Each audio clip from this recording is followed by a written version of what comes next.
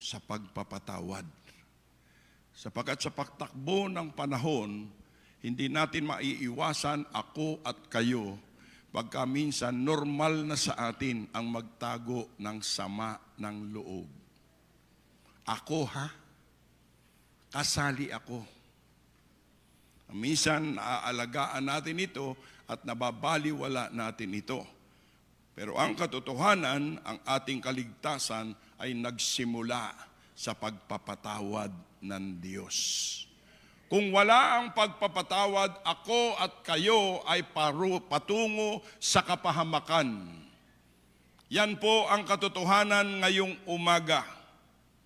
Sapagkat tayong lahat ay nilikha na merong emotion. Kaya napakadali sa atin ang mag-alaga ng kapaitan, ng pagkamuhi, at pinahihintulutan natin ito na maging bahagi ng ating buhay. It becomes a part of our life.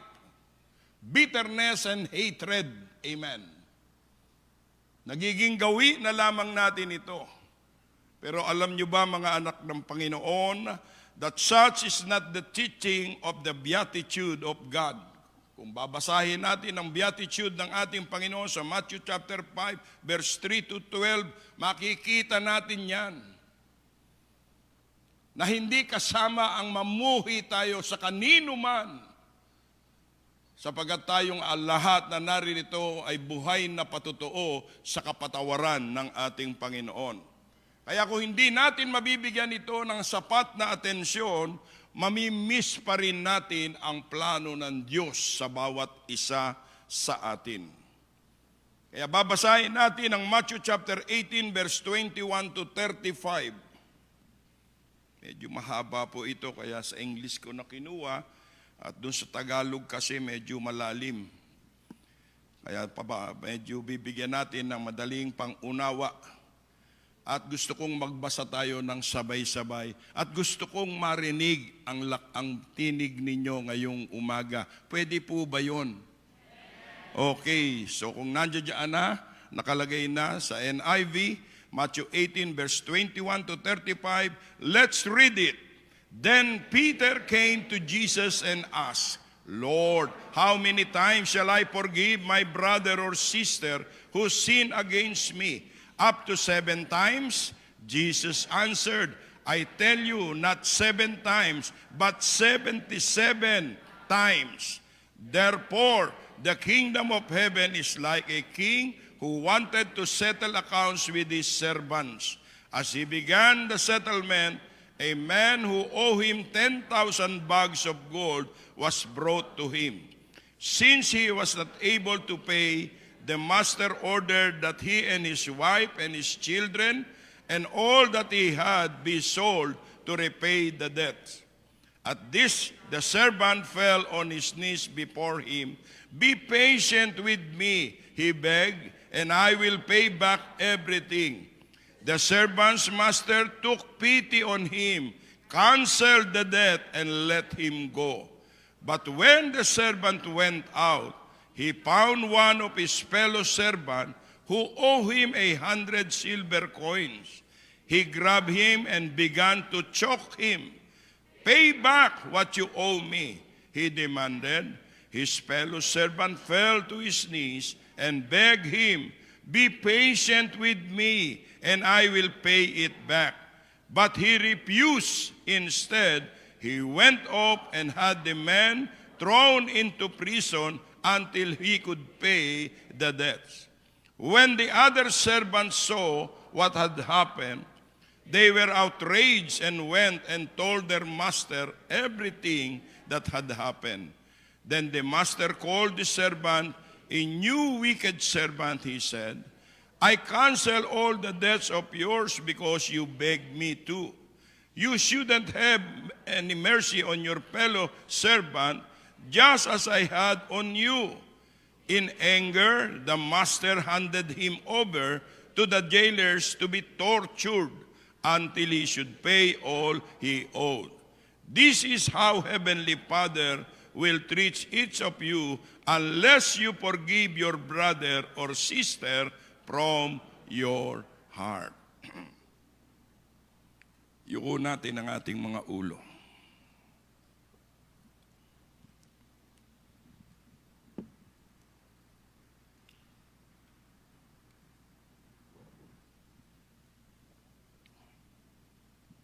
Let's pray.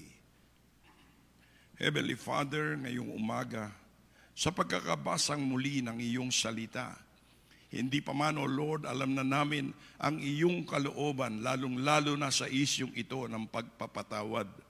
Dalangin ko, O Diyos, na habang ipinapangaral ang salitang ito, mangusap ka ng personal sa bawat isa.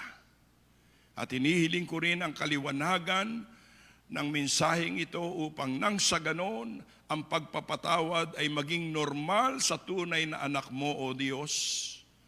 Mahirap man itong gawin, pero dahil sa iyong pag-ibig sa amin, kami nangangako, Panginoon, na ang pagpapatawad na ito ay hindi magiging mahirap sa bawat isa sa amin. Sa pangangaral na ito, magbigay ka ng kapahayagan. Ano man ang gusto mong sabihin, malaya naming tatanggapin hanggang sa katapusan ng mensaheng ito. Ito ang aming samot dalangin sa pangalan ni Jesus. Ang lahat ay magsabi ng Amen. Praise God. Isang malakas na palakpak para sa ating Panginoon. Mangangaral ako sa paksang ito, The Good Hater. Okay? Ang mabuti na, anong tawag dito? Ang mabuti na namumuhi. Amen. Mabuti pero namumuhi. Palagay ko tayong lahat ganito, no? Maganda kung tignan tayo sa panlabas, pero sa ating kalooban, meron tayong kinaiinisan, meron tayong kapaitan, bunga ng kung ano-anong nangyari sa buhay natin, nananatili yan dito. Pero paglabas, we are good. Kaya pinamagatan ko itong The Good Hater. Isang ilustrasyon po rito, si Da Vinci na isang famous painter, ipininta niya ang kanyang kaaway, i-portrait ito, ipininta niya, ano? At ang mukha nito ay kamukha ni Judas. So makikita na natin doon, ano? Kaya niya naipinta ito, hindi niya matanggap na siya ay nagawa ng masama sa kanyang buhay. I know most of us are familiar with this parable and the lesson out of it.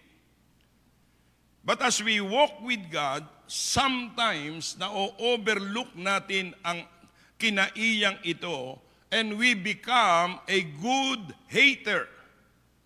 Ang totoo ngayong umaga that even how good we think of ourselves, but still if we have this attitude in our heart, we will miss the plan of God in our life. At ang ating pag-uusapan na ito ay may kinalaman sa pagpapatawad. Ang iba sa atin namumuhay ng hindi masaya dahil sa ganitong pag-uugali na naapektuhan na rin kahit na ang ating pisikal at espiritual na buhay.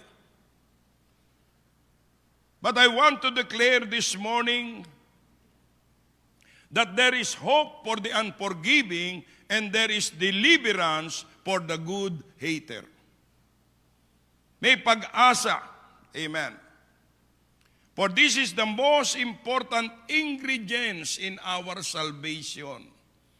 Walang kaligtasan kung hindi natin kayang patawarin ang mga nagkasala sa atin. Sapagkat sa ating pong pananalangin, buhay na buhay, na bago tayo patawarin ng Diyos, kailangang matuto tayong magpatawad muna. Amen po ba? That forgiveness is not a one-time experience, but it is the beginning of what God wants us to do for His kingdom. Maaaring ito ang mga dahilan kaya ang iba sa atin hanggang ngayon nag-struggle tayo sa ating Christian life. Kaya sa umagang ito, pahintulutan natin ang banal na Espiritu na pag-aralan natin ang subject na ito ng forgiveness. And let's see what is God's purpose of saving us. Una nating tingnan dito is the enemy of love, which is hate. Ang numero unong kaaway ng pag-ibig ay pagkamuhi o pagkapuot. Okay? Hate is not a premium in the kingdom of God. Ang mga mabubuting napupuot sa kanyang kapwa, okay, are not popular. Ang pinakamasakit dito sa pagkapuot o pagkamuhi, okay, ikaw ang naaapektuhan. At yung hindi mo mapatawad, tumataba. Kasi hindi niya alam. Pero ikaw na hindi makapagpatawad, pag nakita mo, wala na ang itsura mo. Para ka ng kinumot na dyaryo na isinawsaw sa suka. Amen. At pinatutulo mo sa iyong bibig. Ganon ang itsura ng isang taong hindi makapagpatawad. In fact, the door into the kingdom is so narrow that whoever would enter must leave all his grudges behind. Kung nagpaplano tayo na makapasok sa kaharian ng Diyos, kailangan ng lahat ng mga problemang ito, okay, ang mga kainisan o grudges natin sa ating kapwa ay kailangang maisantabi natin. Sa ating teksto, tinuruan tayo sa pananalangin, one of the petition that prayer is, forgive us our trespasses. How? To what extent? Kapag ginagawa mo yan, isipin mo rin na hindi ka pinapatawad ng Diyos. At ang isang taong walang kapatawaran ng Diyos ay walang aanihing mabuti mula sa Diyos. At dun pumapasok ang mga problema natin na hanggang sa ngayon ay hindi nawawala sa atin. Kaya pag may pumapasok na problema at sinasabi mo, bakit ba itong problemang ito hindi maalis-alis sa akin? Number one mong isipin ay iyong mga kasama na hindi mo kayang patawarin, ang iyong mga kasama na nakasakit sa iyo. Pero ang utos ng Diyos, magpatawad. Ang utos ng Diyos, magpatawad. Sapagat kung hindi natin kayang gawin ito, hindi mo kayang mamuhay na isang Kristiyano. Amen po ba? In other words, hate is sin. Ang mamuhi at mapuot sa kapwa ay kasalanan. Amen. Therefore, to be forgiven, it is necessary to forgive.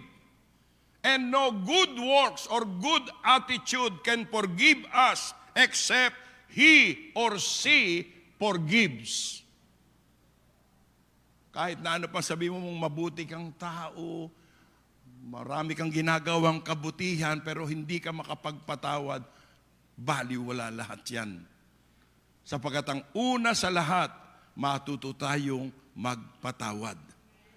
Pag ito hindi mo pa nagagawa hanggang sa ngayon, subukan mo ito pagkatapos ng service natin. Makikita mo ang sigla sa iyong katawan dahil nakapagpatawad ka sa isang tao.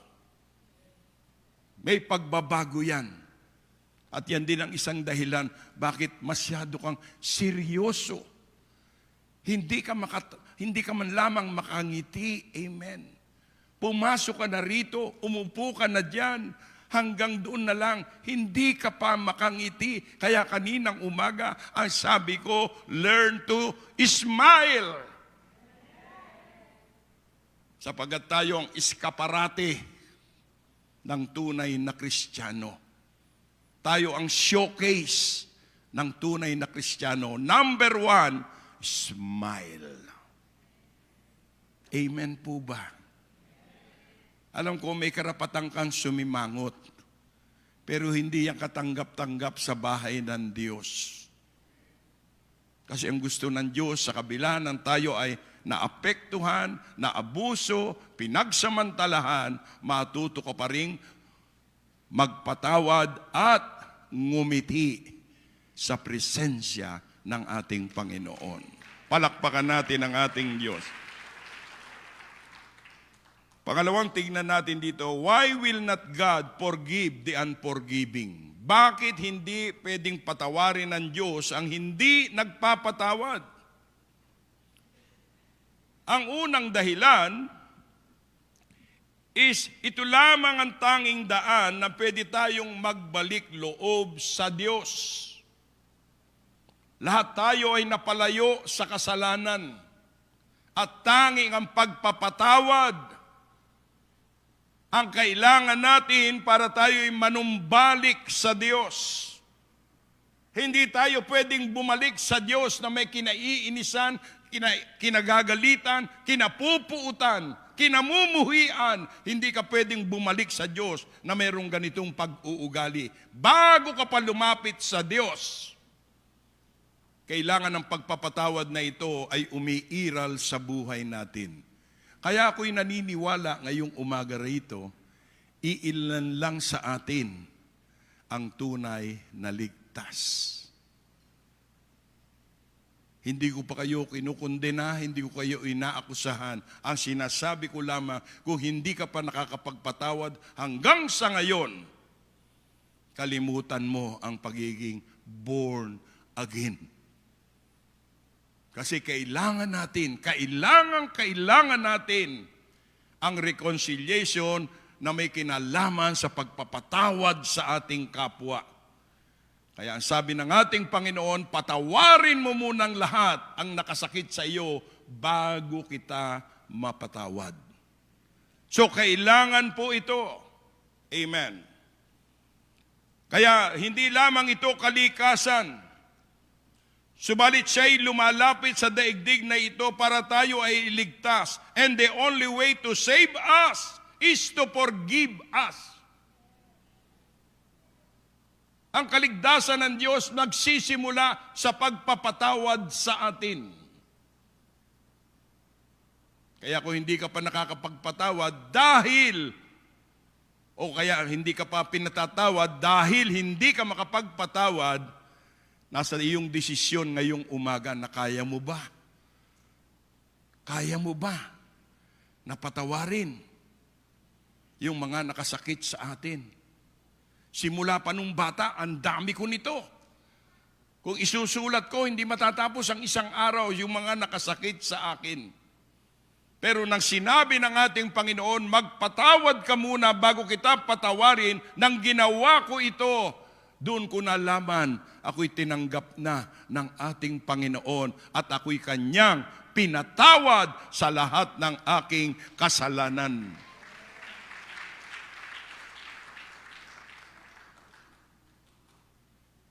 Bakit ganito? Yun ang gusto ng Diyos. Kung meron dapat magpatawad, kung merong may karapatan ditong hindi magpatawad ang ating Panginoon, sapagkat wala siyang nagawang kasalanan. Pero siya'y inakusahan ng kung ano-ano, sukdulan.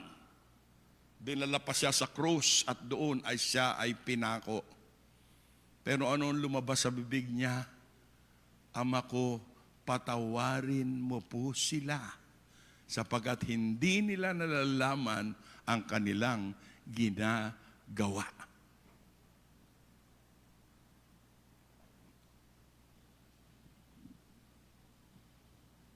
Kaya ang pagpapatawad ay napakahalaga sa buhay natin. And the only way to save us is to forgive. And to forgive us is not only the remission of the penalty of sin, but we become reconciled to God. Hindi lang tayo pinatawad sa kasalanan, kung hindi nakapagbalik loob tayo sa Diyos. Kaya yung prayer natin, opportunity at privilege natin yan. Kasi nung una, hindi tayo pwedeng lumapit sa presensya ng ating Panginoon. At sa paglapit na yan, na-reconcile tayo. Na ang ibig sabihin, binigyan tayo ng bagong kalikasan, a new nature. At doon papasok yung sinasabing a new creation. Create tayong muli. Dahil tayo'y napatawad na at tinanggap ng ating Panginoon. It means that he trusts God and God trusts him. Yung ating pagbabalik loob, nagtitiwala tayo sa Diyos at ang Diyos nagtitiwala sa atin. Ang sabi sa Ezekiel 26:36 or 36:26, a new heart also will I give you, and a new spirit will I put within you. And I will take away the stony heart. Lahat tayo may pusong matigas, bato. Sabi niya rito, tatanggalin ko ito out of your flesh, and I will give you a heart of flesh. Kaya nandoon po ang ating pagbabago. That's why it is impossible for God to give man a new heart of love when this man persists in clinging to the old heart of hate. Napaka-imposible sa Diyos na tayo ay mapatawad kung naging nandoon pa sa lumang pusong ito ang mga pagkapuot at pagkagalit sa ating kapwa. Medyo mahirap na subject ito, pero kailangan gawin natin ito. Number 1 po ako. Pag sumama ang loob ko, pwede kitang kausapin ng ilang taon, hindi kita kakausapin dahil galit ako sa iyo. Kinakailangan pang makakilala ko sa Panginoon. Kinakailangan makarating pa ng 40 years ang edad ko para masabi ko na itong aking pag-uugaling ito ay hindi maganda. At nung sinabi ko sa ating Panginoon, pinatatawad ko ang lahat na nakasakit sa akin. Simula ngayon, Panginoon, iligtas mo ako, patawarin mo ako. Naramdaman ko yun mula ulo hanggang talampakan na ako'y pinatawad na. Imagine 40 years. Nasa simbahan ako. Nananalangin ako. Hindi ako gumagawa ng masama sa kapwa ko. Mabait ako. Pero merong pagkamuhi at pagkapuot sapagkat hindi ko kayang patawarin yung mga nakasakit sa akin. So anong ginawa ko? Panginoon, patawarin mo ako, pero bago ko gawin ito, katulad ng sinabi mo, patatawarin ko muna ang aking kapwa, ang mga taong ito na nakasakit sa akin. At nang yun ay sabihin ko, damang-dama ko, hinawakan ako ng ating Panginoon sa balikat at sabi niya, welcome sa aking kaharian. Welcome sa paghahari ko sa buhay mo simula ngayon. Ito po ang kailangan ng bawat isang naririto. Alam ko lahat tayo merong percentage ng mabuti. But the truth is, we hate somebody. At yung hate na yon ay hindi katanggap-tanggap sa ating Panginoon. Kaya ngayong umaga, ang pagpapatawad ay napakahalaga. Can we say amen? Therefore, for God to pardon man and that man continue to be a hater is an absolute impossibility. Hindi pwedeng mangyari ang pagpapatawad ng Diyos kung meron ka pang kapuutan. Hatred, amen, sa iyong puso. Nakukuha ba natin ang ating pinag-uusapan? Pangatlo, tignan natin ito. What is it for us to forgive? Ano ba itong magpatawad tayo? Ang gusto ng ating Panginoon, far more than indifference to those who have done us ill. Siyempre, pag medyo may gumawa sa atin ng hindi maganda, di ba nagiging indifferent tayo? Ay, salamat, tumama na ang hangin na galing sa langit. Hallelujah. Ako po ang taong aircon na mayroong ventilador sa bahay. Ganyan po, ano?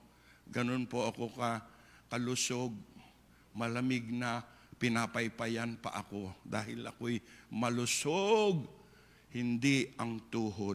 Amen. Tuloy po tayo rito. Di ba? Pag meron kang sama ng loob, medyo hindi ka katulad ng dati. Very indifferent na tayo. Amen?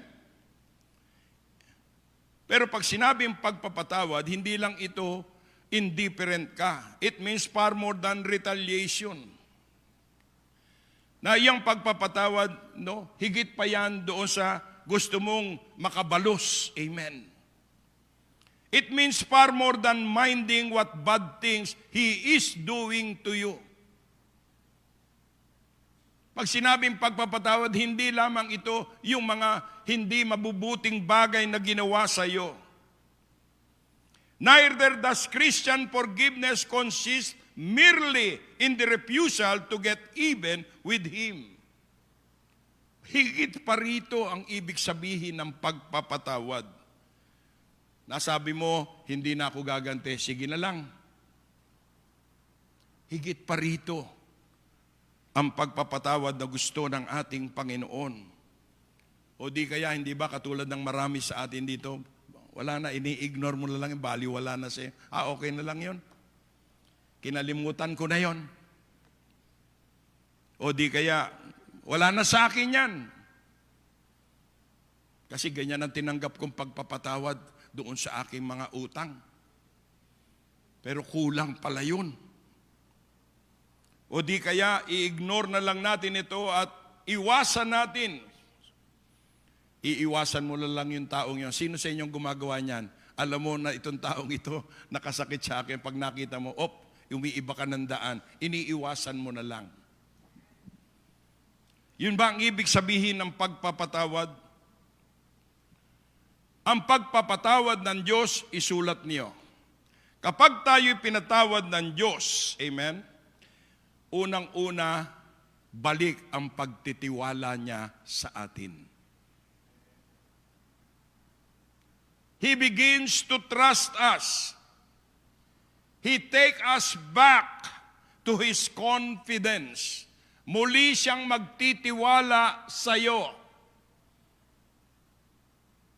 At yung kanyang kumpiyansa na parang hindi ka nagkasala.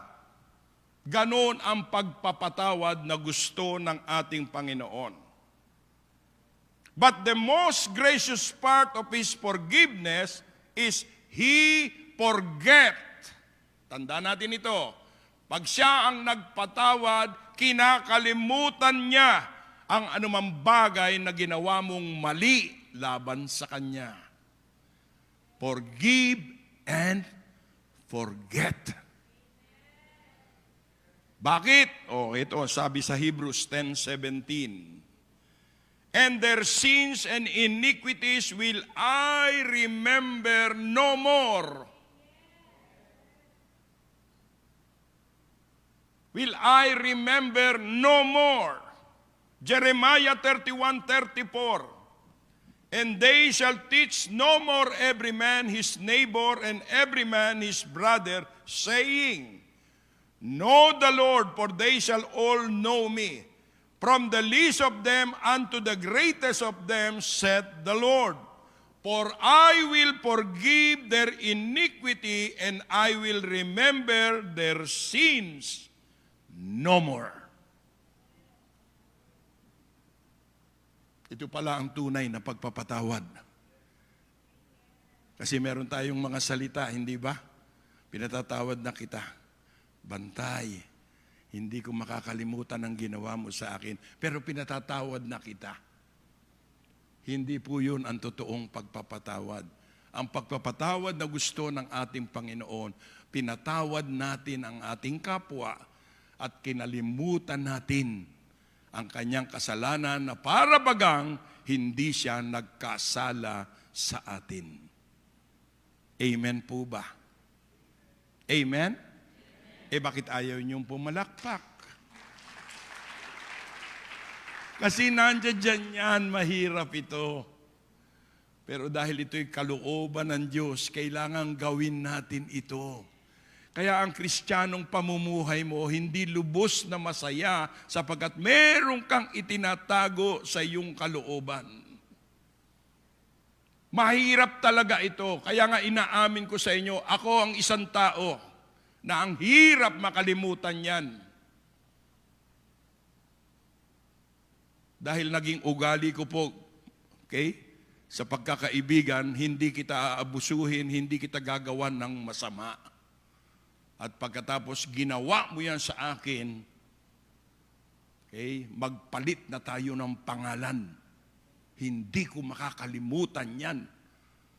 O ngayon, natuto ko sa katotohanan na ang katotohanan na nagpalaya sa akin, bago kita patawarin, patawarin mo muna ang nagkasala sa iyo. Dahil kung hindi, ewan ko kung ano mangyari sa akin, diretso imperno. Wala nang dadaan ng pang-iba, diretso imperno. Kaya ngayong umaga, gusto kong ideklara, kung sino man ang nakasakit sa atin, patawarin na natin at kalimutan natin na siya'y nagkasala sa atin. Palakpakan natin ang ating Panginoon. So for when God forgives, He forgets. So must we, if we are to be His children. Alam ko itong sinasabi ko ngayong umaga ay napakahirap. But how difficult every wrong is must be forgiven. Every injury must be forgiven. Lahat ito Kasi ang best example natin dito ay ang ating Panginoon. Kaya pag sinabi mong Christian ka, ang buhay mo, Christ-like. Alam ba nyo, Christianity means Christ-likeness. Hindi ito titulo na ako'y Christian na. Ang gusto ng Panginoon, maging katulad natin siya sa kanyang inuugali. And that means no matter how often we are hurt or wrong. Sabi ni Jesus kay Pedro sa Matthew 18:21 to 22. Then Peter came up and said to him, Lord, how often will my brother sin against me and I forgive him? As many as 7 times? 7 beses ba? Anong sagot ng ating Panginoon? I do not say to you 7 times, but 77 times. Hindi lang 7, 77 times 7. Di kulang-kulang na ito na 500. Wala naman sigurong tao na nagkamali sa iyo ng 400. Meron ba? Meron bang nakasakit sa inyo ng 400 times? Siguro kung 400 times, pinatay mo na yan. 400 times. Ibig sabihin lamang nito, ang kapatawaran ay walang katapusan. Every time na mayroong makasasakit sa atin, i-remedy mo na. Sige na lang. Lord, ikaw nang bahala sa kanya, but for me, pinatatawad ko siya at kinakalimutan ko. Ito pong ginagawa ko ngayon. Kaya kahit anong gawin ko, magpapayat, mataba ako. Ang hirap. Kasi nga, kailangan gawin ko ito para maging katanggap-tanggap ako sa kaharian ng ating Panginoon. Ngayong umaga, kung ito ang iyong desire, na matanggap ka sa paghahari ng Diyos, simula sa araw na ito, matuto kang magpatawad. Palakpakan natin ang ating Panginoon. Panghuli, papaano natin makakamit ang pagpapatawad? How are we to attain forgiveness? I think it may help us to forgive if we face the fact that hate is at once futile. Nang ibig sabihin, ang pagkapuot ay walang saysay, nakasasakit ito. Dapat mong isipin yon bago mo makamit ang pagpapatawad. I know when somebody hurt us, it is the mark of our human nature to retaliate. Lahat tayo meron yan. Gusto nating makaganti. But we can never correct a wrong, okay, with another wrong. Alam ba natin yon? Mali na nga eh. Ngayong gaganti ka, ang ganti mo, mali pa rin. So ano nangyari? Dalawang mali. Hindi pwede. Kaya hindi ito dapat pagyamanin sa atin. Na sige lang. Pag may nakakita ako ng butas dito, gaganti ako sa ginawa mo sa akin. No, hindi natin ito pwedeng ilagay sa puso natin itong mga ganitong kaisipan. Hindi ito kayamanan. Kamalasan ito. Pag nagtatago ka ng puot sa iyong kapwa. Therefore, it is not a thing to be treasured. Second, it will help us to forgive if we remember how much the worst of us, ayan na, madali kang magpatawad pag natandaan mo gaano ka worst. And even your very best na kailangang mapatawad ng Panginoon. Ganito yan. We are good to the extent that we don't discipline our children. Di ba? Kaya ang title ko, Good Hater. Mababait itong mga nanay at mga tatay na ito. Sa sobrang bait, hindi nila dinidisiplina ang kanilang mga anak.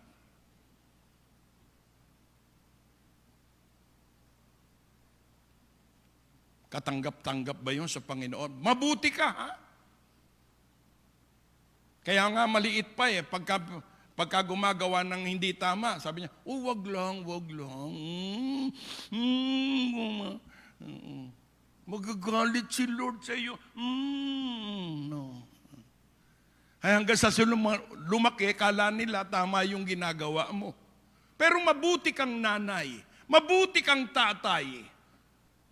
Pero kung hindi ka nagdidisiplina ng iyong sariling anak, at yun ang sinasabi dito, na disiplinahin natin ang anak, paano ka mapapatawad ng ating Panginoon? Are you listening? Hindi sapat ang maging mabuti tayo. Kaya para mapatawad ka, okay, yung mabuti mo, okay, kailangang may ginagawa kang kabutihan. O kaya mabuti ka. Bakit? Hindi ako gumagawa ng masama.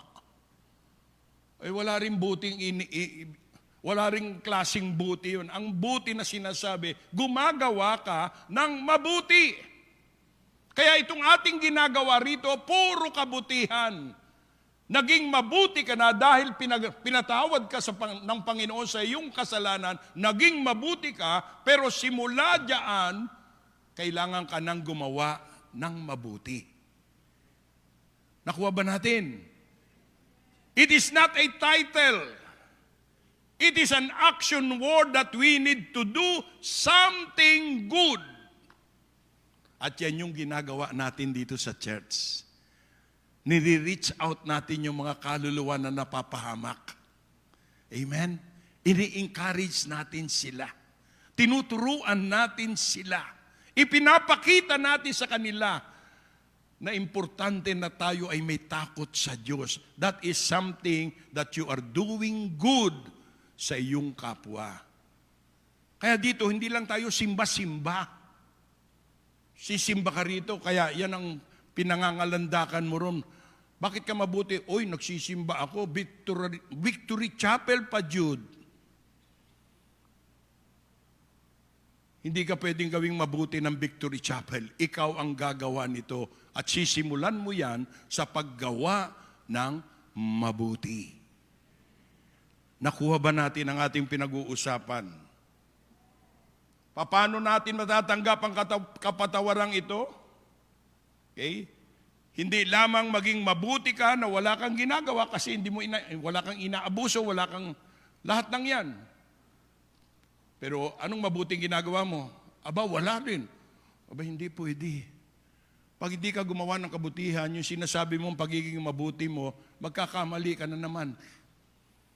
Sapagkat ang sabi nga, walang perpektong tao. Lahat tayo, ako at kayo, nagkakamali pagka minsan. Kaya maiiwasan natin ang paggawa ng mali kapag tayo ay gumagawa ng mabuti. Kaya ang pagpapatawad ay isang gawaing mabuti. Amen po ba? Kaya rito sa ang ating Panginoon is a good example. Hindi siya nag-compromise o isinuko niya ang kanyang sarili. Sometimes He rebuked them and He scourged them with the words of His mouth. Kaya si Jesus Christ, pag nakita niya ang kanyang mga alagad, mali, makakarinig sila ng salita. Open rebuke, nire-rebuke nila. Kaya tayo, makinig kayo, sandali na lang ito, wag muna matulog. Sandali na lang, promise. Gising. Okay. Pag alam mo na mali ang ginagawa ng kasama mo, sabihan mo na. Ganun po ang paggawa ng mabuti. Sandali na lang. Oy, napapikit na naman siya. Sandali na lang. Kasi brother's keeper tayo. Huwag nang pabayaan niya na bahala siya sa buhay niya. Kabalo naman siya kung sana.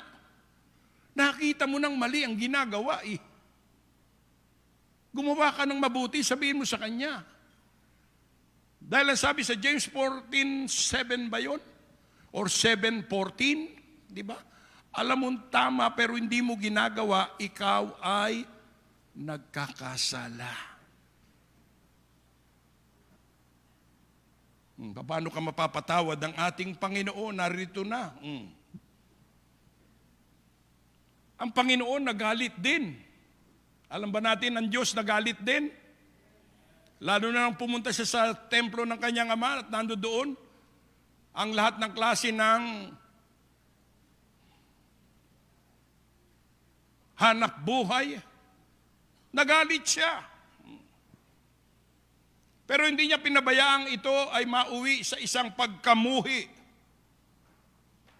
Ginawa pa rin niya ito na merong kasamang pag-ibig. Amen.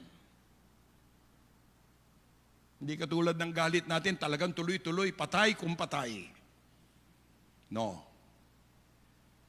Kaya kung gusto natin ng kapatawaran, ma-achieve natin ito, makamit natin ito, tandaan natin kung paano ang ginawa ng ating Panginoon. It was in the hands of his enemies that He died, and He did not curse them, but He said, Jesus said, Father, forgive them, for they do not know what they are doing. And they divided up His clothes by casting lots. Sa lahat ng ginawa sa Kanya, okay, pinatawad pa rin niya ang mga taong ito na nakasakit. Hiningi niya sa kanyang ama, Lord, ama ko, patawarin mo siya. Parang siya rin yung nagpatawad sa mga kasakitan na ginawa sa kanya. Sukdulang. Hindi niya sinabi, pag ako nasaktan dito sa pagpapako sa akin, sisipain kita dyan. Hindi niya sinabi yun, uy, may nadinig ba kayo niyan dito? Nung ipinapako na siya, pinako yung kamay niya, pag ako nasaktan, sumbagonta ka. Wala yan. Tinitignan lang niya. Ano bang pako ang ginamit mo? Wow, D4. Ang haba nito. Tiniis niya. Grabing kasakit itong inabot niya. Pero hindi nawawala ang espiritu ng pag-ibig sa kanyang puso, sa kanyang kapwa. Tayo, hindi ba pag sobrang galit, maligsang ka sana, mahulog ka sana sa bus. Ang dami nating mga cursing word na sinasabi, galit na galit tayo hindi ba? Pero siya, sabi niya, Ama ko, patawarin mo sila. Tignan nyo, ayaw nyo mag-amen. Patawarin kayo pag kayo nag-amen. Bahala kayo, itunglo kayong tanan. Magpatawad. Amen. Ang sabi ko, magpatawad. At ang panghuli, we need more than the example of Jesus. Ang sinabi ko sa inyo, gayahin natin si Jesus. But most of all, we need Jesus Himself. Kasi hindi natin kayang magpatawad kapag wala si Kristo sa puso natin. Amen! Kaya mo sinasabi yan, hindi ko kayang patawarin, hindi ko kayang patawarin yan. Itong kasalanan ito, hindi ko kayang patawarin ito. Grabe, lumabas yung bagang mo sa galit. Ang bagang nasa loob, lumabas. Lumabas. Kasi nga wala si Kristo. Kaya kung gusto mong mapatawad, pairalin mo muna, si Kristo pa rin ang naghahari sa iyo. Ang naranasan ko sa pagpapastor, ang lahat ng sama ng loob na inabot ko sa pagpapastor, kinain kong lahat ito. At sabay, pinatawad ko. Dahil kung hindi, wala akong karapatang umupo dito. Nakuha ba natin yon? Kaya nakaupo ako dito sapagkat alam ko pinatawad ako ng Panginoon. At yan din ang dapat gawin ng bawat isa sa atin. Sukdulang masaktan ka mula ulo hanggang talampakan, nasaktan ka. Meron pa bang kasakit na makahihigit sa kasakit na inabot ng ating Panginoon? Wala. Kasi tayong lahat, sometimes may reason na tayo'y masaktan. Kasi tayo nagkamali din. By the way pala, pinag-uusapan ng pagpapatawad. Abay, kung hindi ka mapapatawad ng kapwa mo, di ba ganun din ang buhay mo? Miserable ka pa rin. Di ba? Hindi lang naman ito doon sa nakasakit sa iyo. Ikaw mismo na nakasakit sa kanya. At meron yan dito sa loob. Kaya ang pinakamagandang salita ritong iiwanan natin, magpatawaran tayo para bang hindi tayo nagkamali sa isa't isa. Ipakita natin, hindi ang pagpapatawad ng sanlibutan, ang pagpapatawad ng Diyos, hindi lamang tayo pinatawad, kung hindi kinalimutan ng Diyos na tayo ay nagkasala sa Kanya. Palakpakan natin, purihin natin ang ating Panginoon. Maybe this morning God is speaking to some of us. Don't miss the forgiveness of God. There may be someone who have hurt you, abused you, or somebody who rip you off. Amen. Meron yan dito, bakit ganon? Kasi nasa katawang laman pa rin tayo Nagkakasala tayo. Totoo yung kaninang itinuturo ni Pastor Ramil. May mga taong umalis na rito, na-offend sila. Hindi nila nakaya. By the way, gusto kong linawin ito Pag sinabi nating magpatawad ka, huwag naman lumaki ang ulo mo. Yan yung utang ko patawarin mo na ako. Ay hindi. Sabi ng Diyos, ang may utang, magbayad. Baka gamitin nyo yan. Brad, nadinig mo yung pangangaral? 2 beses itinuro. Magpatawad ka na. Ay hindi, huwag nyong gagamitin yan. Nakuha ba natin? Kasi dito, 10,000 pinatawad sa kanya Ginto pa. Kahit tanso ang inutang mo, magbayad ka. Amen po ba? Huwag nating samantalahin ang ating kapwa. papasok pa rin yung mahalin mo ang kapwa mo na katulad ng pagmamahal mo sa akin. Nakuha ba natin ito? Balansehin natin ito, ha? Baka mamaya nga hindi na tayo magbayad. Magbayad pa rin kayo. Ha? Para na sa susunod, pagka umutang ka, ayaw na nila. Hindi. Para tuloy ang relasyon. Amen. Utang, bayad. Utang, bayad. Utang, tago. Ay, huwag magtago. Bayad pa rin. Amen ba? Ay, nako. So, what is the lesson? Forgive and Amen. Even Jesus Christ, sinabi niya ito sa 8:12. For I will be merciful to their righteousness, and their sins and their iniquities I remember no more. Palakpakan natin, purihin natin ang ating Panginoon, iyuko natin ang ating mga ulo. O sige, tuloy nyo na. Yung natutulog, ituloy nyo na. Iyuko naman ang ulo. Sige.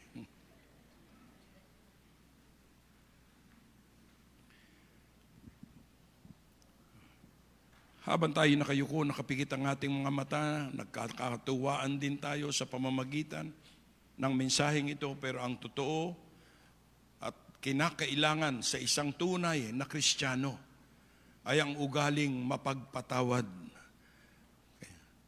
You have plenty to gain, nothing to lose, but you have plenty to gain once you, sabihin na nating nasain, i-desire mo na hindi ka na magtatanim ng sama ng loob. Totoo ito dahil ako ganun din. May nagagawa ako sa aking kapwa na sumasama ang loob nila. At ngayon, naririto ako, nasaktan ako, pero Panginoon, salamat po sa mensahe. Alam kong mahirap ito, subalit kailangan kong gawin ito.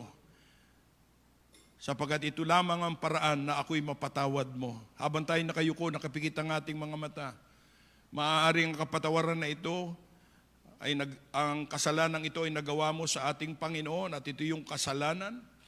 At ngayong umaga, siguruhin mo kung ikaw ay tatanggap sa Panginoon, sabihin mo muna, Lord, pinatatawad ko ang lahat na nakasakit sa akin.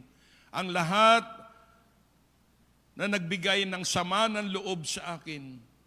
Lord, katulad mo, tulungan mo ko sa grasya mo, Panginoon, na mapatawad ang taong ito at kalimutan ang kanyang ginawang ito sa akin. Kung handa mong gawin ito, hindi ka lalabas na katulad ng dati. Tanggap mo at nasa balikat mo ang pagpapatawad ng Diyos. Hallelujah. Pero doon sa mga bisita, kung naririto ka, ang number 1 kailangan mo ay ang pagpapatawad ng Diyos. Sapagkat ang sabi sa banal na kasulatan, ang lahat ng tao ay nagkasala laban sa akin. Walang naging matuwid kung hindi ang lahat ay nagkasala. At ikaw yan, bisita. Wala kang dapat gawin. May sasama sa iyo, tutulungan ka ng aming kasama dito at magpe-pray kayo. Kung ikaw yan, taas mo ang iyong kamay para malapitan ka. Bisita first time, sige daw. Kung sino man ang nagkatabi niya ngayon, itaas natin ang ating kamay. Pwede bang lapitan natin siya para matulungan natin? Sige, mga bisita, come on. Okay, disciples, kailangan natin. Labas na tayo dyan.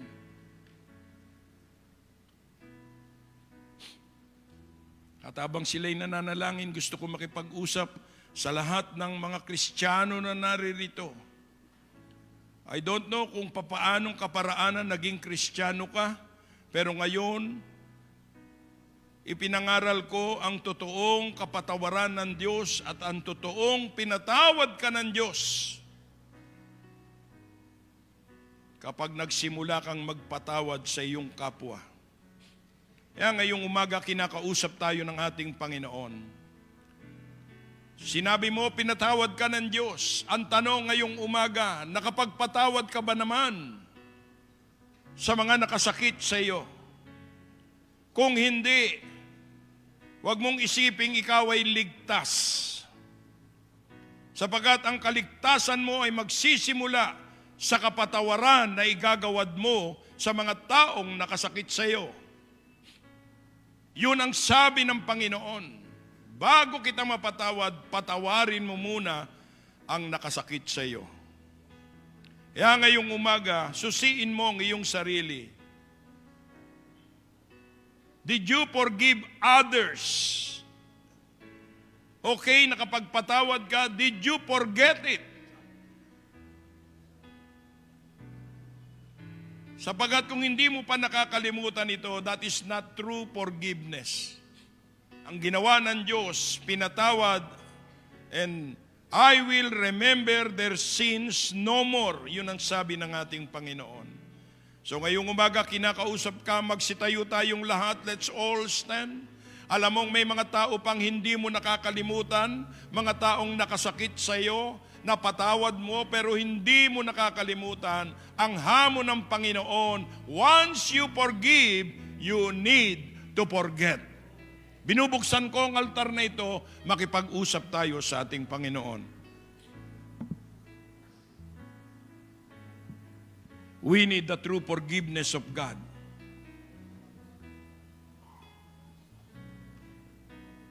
Ang kapatawaran ay magagawad lamang sa atin sa sandaling magpatawad tayo. At yan ang paraan ng paglilinis ng ating puso. Hindi tayo pakikinggan ng Panginoon sa ating mga hinihingi sa Kanya. Kung hanggang ngayon namumuhi ka at napupuot sa iyong kapwa, lalo na sa ating mga kapatid sa Panginoon. Pairalin pa rin natin ang pag-ibig ng Diyos na umuunawa sa kanilang mga maling nagawa. Gawin po natin ito, malibang ito ay mangyari sa buhay mo. Laging may paglalaban sa iyong buhay Kristiyano. At isa rin itong dahilan ng iyong unanswered prayer. Marahil isang dahilan ito na kaya hindi tinutugon ng Diyos ang mga hinihingi mo ay dahil sa iyong puot, sa iyong pagkamuhi sa ating mga kapatid sa Panginoon. Maaring ang puot mo ay nasa iyong ginikanan. Huwag mong gagawin ito. Huwag niyong gagawin, mga anak, ang mamuhi at mapuot sa inyong mga ginikanan. Ngayon pa lamang ang sumpa ay nasa iyong balikat. Na mawawala lamang ito kung ikaw ay magpapatawad sa kanila. Ang ating mga ginikanan na hindi perpektong tao, pero dahil sa kanilang pagmamalasakit at pagmamahal sa atin, pagkaminsan ng ating mga ginikanan ay nagkakamali din. Nakapagsasalita sila ng masakit. Pero hindi ito ang daan para ikaw ay mapuot sa iyong magulang. Itinuturo yan sa aklat ng Epeso kung paano tayo magpapatawad sa kanila. Again, uulitin ko, bago ka mapatawad ng ating Panginoon, ngayong umaga, ideklara mo. Ngayong umaga, ikaw at ang Diyos, nakikinig siya sa bawat isa sa atin. Lord, patawarin mo ako, sama ng pagpapatawad ko sa mga nakasakit sa akin. Pinapatawad ko ang aking kamag-aral. Pinapatawad ko ang aking kanegosyo. Pinapatawad ko ang lahat na nakasakit sa akin. Pinapatawad ko ang aking ama at ina na nakasakit sa akin. Pinapatawad ko silang lahat. Kaya nga, Panginoon, patawarin mo ako. At yan ay gagawin ng Diyos sapagkat siyang nagsabi nito. Hallelujah. Bigkasin natin sa bibig natin yan. Huwag kang magtahimik. Sa mahinang pananalita, sabihin mo, Panginoon, patawarin mo ako. Pero bago ito, pinapatawad ko ang lahat na nakasakit sa akin. At kinakalimutan ko na sila'y nagkasala sa akin. Sama sa iyong pagpapatawad, Panginoon. Tanggapin mo ko sa iyong paghahari. Tulungan mo ko, Panginoon. Sisimulan kong mahalin at unawain ang bawat isang nagkasala sa akin upang matupad ang iyong kalooban sa aking buhay. I tell you, church, bawat isa sa atin ay may pananagutan sa Panginoon. Hindi ka kayang iligtas ninuman. Ikaw mismo ang magliligtas sa iyong sarili sa pamamagitan ng pagpapatawad, pagpasaylo. At hindi lang pagpasaylo kung hindi kalimutan. Amen. Kung ngayong umaga ginawa natin ito, magsitayo tayong lahat. Let's all stand. Gusto kong dalahin ang bawat isa sa pananalangin ito. Iyuko natin ang ating mga ulo at dasalin natin ito. Sabihin nating sabay-sabay, O dakilang Diyos Ama, marami pong salamat na muli mo kaming kinausap sa lahat ng aming pagkakamali at kasalanan na nagagawa laban sa iyo. Sa umagang ito, sama-sama naming pinatatawad at kinakalimutan ang mga kasalanang nagawa sa amin ng aming mga kapatiran at ng aming kapwa. Sama sa pagpapatawad mo na ibinigay sa amin. At hindi lamang ito, O Diyos, simula sa araw na ito, ipinapangako namin sa iyo na hindi lamang sila patatawarin, kung hindi aming kakalimutan ang lahat ng mga bagay na nakasakit sa amin. Simula sa araw namin na ito, pag-aaralan namin muli na maibig sila kahit sa kanilang ginawa na hindi kaibig-ibig.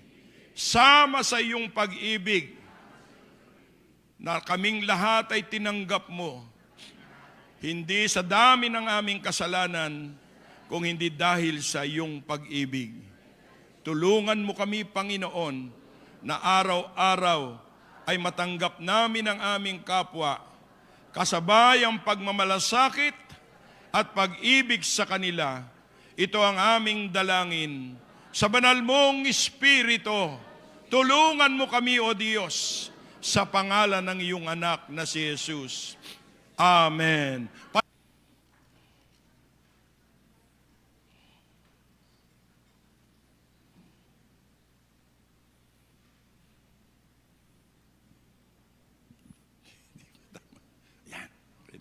Okay na. Praise God.